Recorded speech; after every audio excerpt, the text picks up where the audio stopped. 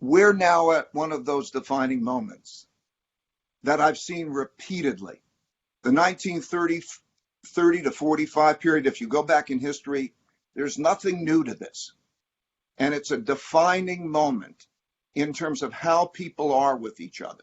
Investing is hard. I've been learning for several years how to invest, and I've made many mistakes along the way. I've also learned a thing or two which I've shared with you guys during this somewhat crazy journey. The one thing I've consistently found always helps with my knowledge is to study what the smartest people in the world, the smartest investors, are doing with their money.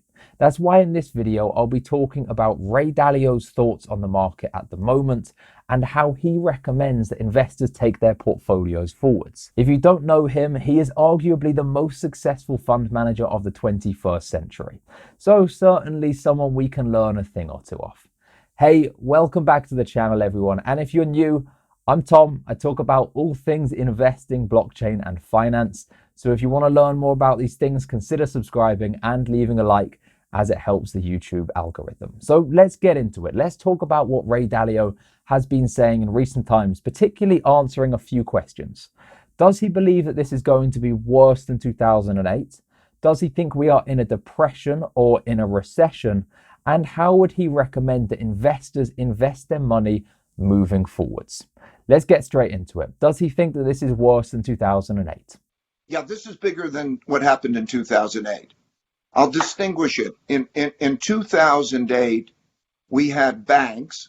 It's the same thing, meaning you have a certain amount of leverage, things go down.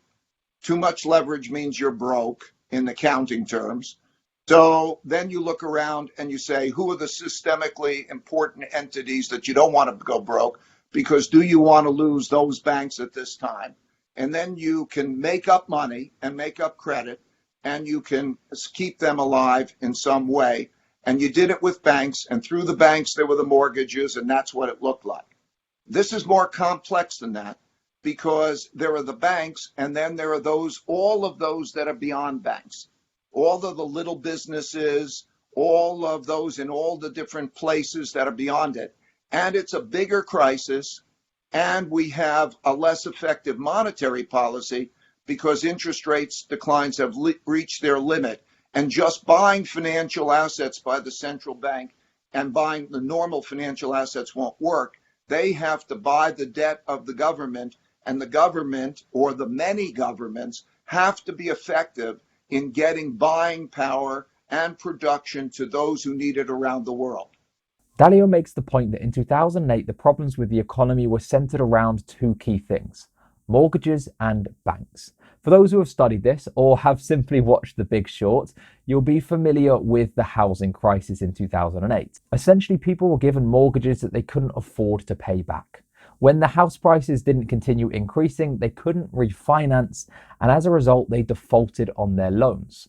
The banks, which held these mortgages, as a result, lost a lot of money, and this had a cascading effect, causing ripples throughout the entire economy and leading to the Great Recession. In 2020, the situation is different. With most countries being in some form of lockdown, their economies have essentially been paused. This doesn't just affect banking, this doesn't just affect housing, this affects virtually every single sector of the economy, with just a few essential services being spared. Dalio makes the point that with this being so widespread, it is likely to be worse than 2008.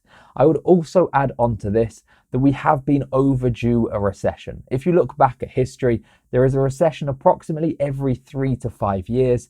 We've been nearly 10 years without one. So the Black Swan event that has occurred has also coincided with a bull run which at some point needed to end. Now Dalio is going to be talking about whether we are in a depression or a recession. So what do you mean by a depression? Okay. Something like happened in the 1930s. So just to repeat, 1929 to 1932, there was a fall in the economy and a very double-digit unemployment rates and a magnitude of fall in the economy like about 10%. Do I think we're in that? Yes. How was that dealt with? 1933. What they did is they printed a lot of money. then and the government came out with the same type of programs that we're having now. Yes, okay, same thing. Zero interest rates hit zero, same thing. Okay, same dynamics. And then there is that money causes an expansion from that point. How long does it take for the stock market to exceed its highs? Or how long does it take for the economy to exceed its former highs? A long time. Okay, do I think that's what we're in? Yes, that's what we're in. We've seen that happen repeatedly in history. So many, many times. It's just the most recent one. And there's a structure to that. So yes, this is not a recession. This is a breakdown, an operation that I'm just describing in terms of how it's dealt with, the production of money and credit, and all of that. That's what we're in. These are somewhat sobering words, and in contrast to what other people in the economy are saying. Some people believe this could just be a blip and then the economy will continue as normal. What do I think about this? Honestly, this is well above my level of knowledge. This is above my pay grade, as they say. I don't know if we're going to be in a recession, a depression, or whether the economy will spring back.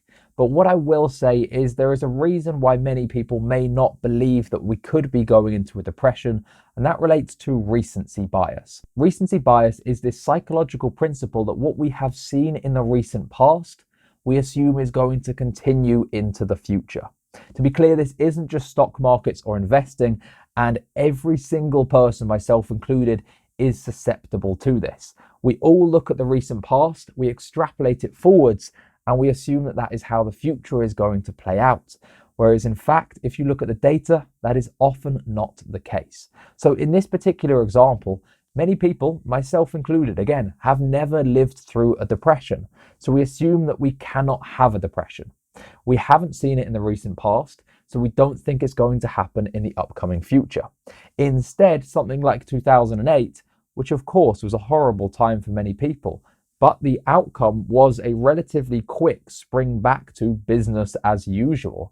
Many people have seen that and they have assumed that this is going to happen for this situation again. Ray Dalio is one of my idols because he has an amazing ability to do something I wish I was better at, and that is to put my emotions to one side and to purely look at stats and data. I try my hardest, but like you, I'm an emotional person, and emotions come into my investing decisions as well.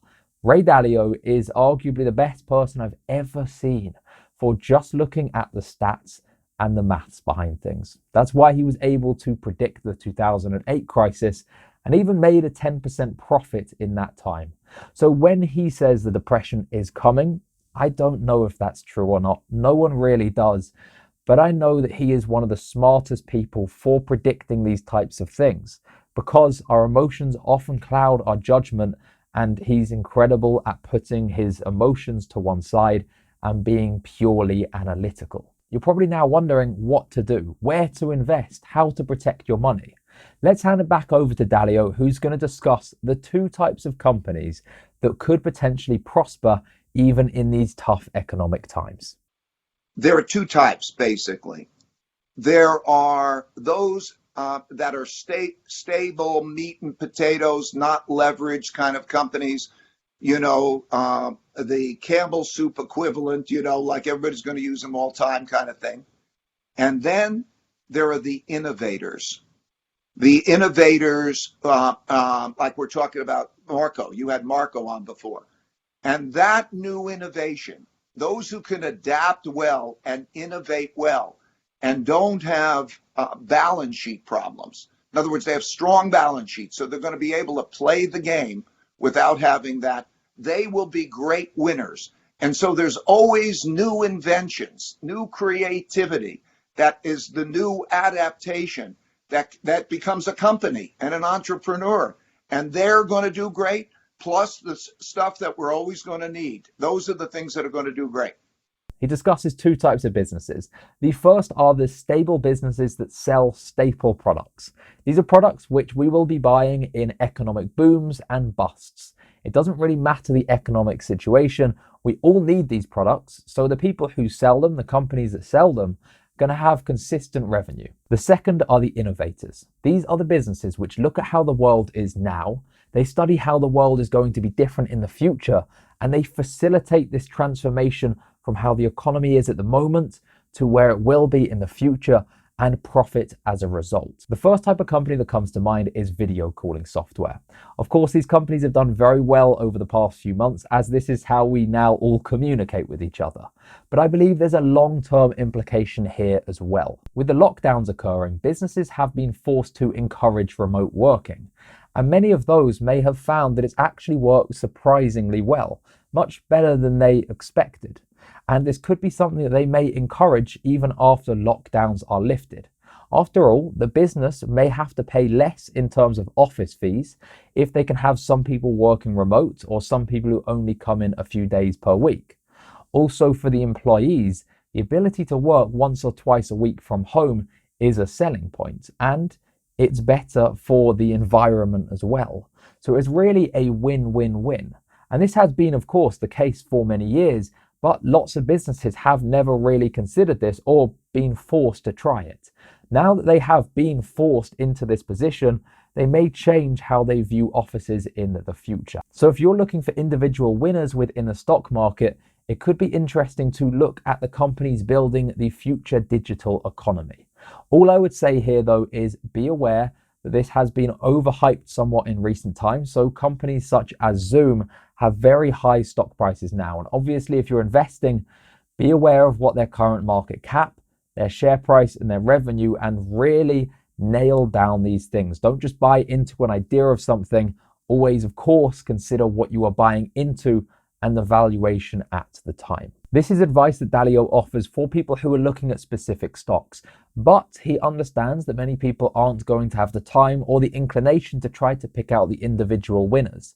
And for those people, he also has recommendations. First of all, an investor must understand that they probably will not be able to play the game well. They probably will not be able to decide how to move in and out of things. In order to be successful in the markets is more difficult than getting a gold medal in the Olympics. You wouldn't think about competing in the Olympics, but everybody thinks they can compete in the markets. But there's more money competing. It's like a zero-sum game, and there's more money doing it. And the worst thing you could do is think you can time all of these movements. I guarantee you the game's a tough game to time. We put hundreds of millions of dollars into the game every year, and it's tough. So what the individual investor needs to do is know how to diversify well. So the word that I would know how to diversify well and in a balanced way. The greatest mistake of all investors is to think that what has done well lately is a better investment rather than more expensive. And and what has done worse lately is the worst investment, get me out of it, rather than it's cheap. And unless you know how to deal with the differences of those, which most people don't, they're going to be in trouble. I want to pause here for a second because this is a point that I have actually covered numerous times on this video, and I'm really happy to see one of my idols, Ray Dalio, talking about this too. Essentially, rebalancing your portfolio is really important to do, but people's psychology works in the reverse way to how it should. You see, when an investment is doing really well, it's going up in price. Our psychology is that that thing is bringing us pleasure, so we should buy more of it. When something is going down in price, it is bringing us psychological pain. So we want it out of our lives. We want to get rid of it, and that means selling it. The problem is that means buying something on the way up and selling something on the way down. Rebalancing a portfolio is actually the opposite of that. As something increases in value, we should actually be taking profits and bringing the level of our portfolio that it represents back down. As something is dropping in value, we should actually be buying into the dip, as they say, and increasing the portion it represents in our portfolio. This is really difficult to do. And if you're watching this, I'm not some robot who is perfect at this either. I really struggle with this, but it's something that we should all strive to be better at. So understand that wealth, total amount of wealth in the world, essentially doesn't change very much, okay? and that one thing goes up, another thing goes down.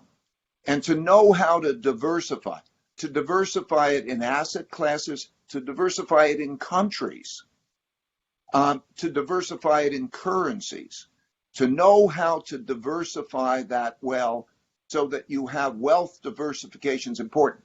I want to pause it here because this is such a key point. Many investors that I speak to are well diversified within their own country, but that's pretty much it. I'll speak to American investors and they'll tell me that they've invested into the S&P 500 index, which is great because they've invested into the top 500 companies in the US. So yes, they are well diversified in one country. And of course, if you're going to pick one country, I'd probably pick the US as the best one to diversify across. It's the largest economy in the world. But still, to achieve true diversification, you need to be diversified across many different countries, many different asset classes, and many different currencies. Do not think that cash is a safe investment. Most people think, look, I just want safety.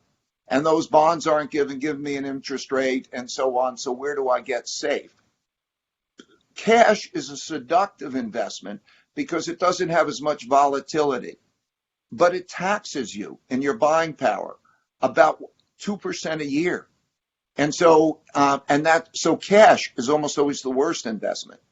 So you have to think about that. You should think a little bit unconventionally. Do you have a little bit of gold? Do you have a little bit of asset in case this monetary system breaks down and money's redefined? Do you have a little bit of that? I can't get into all the different ways that one can diversify well. I try to convey those things in my books or on posts on LinkedIn particularly. But I would say diversify well, be humble, don't market time, and be conscious of the dangers of cash.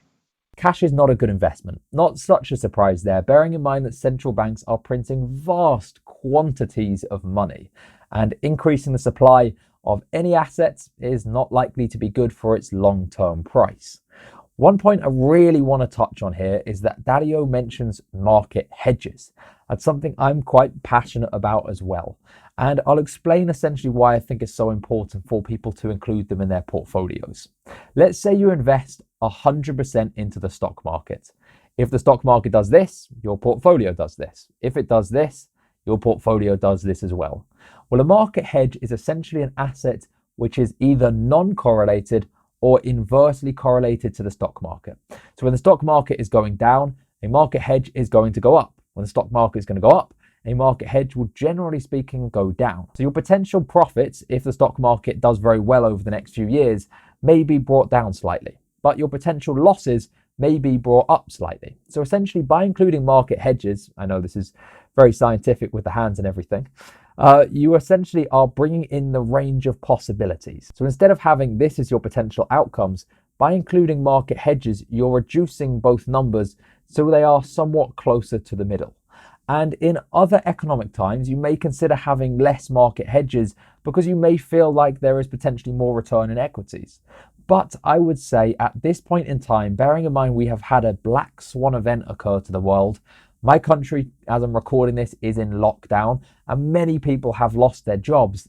I would say for most people, this may not be you, but certainly for most people, reducing their risk is the most important thing right now. Even if that means giving up some potential return, I would rather go for a lower risk reward ratio. If you've made it this far in the video, you've somehow listened to my ramblings. I don't know how you've managed it, but thank you. If you enjoyed this video, consider subscribing as I put out videos like this frequently, and a single like helps with the YouTube algorithm, so it would be greatly appreciated. Thank you.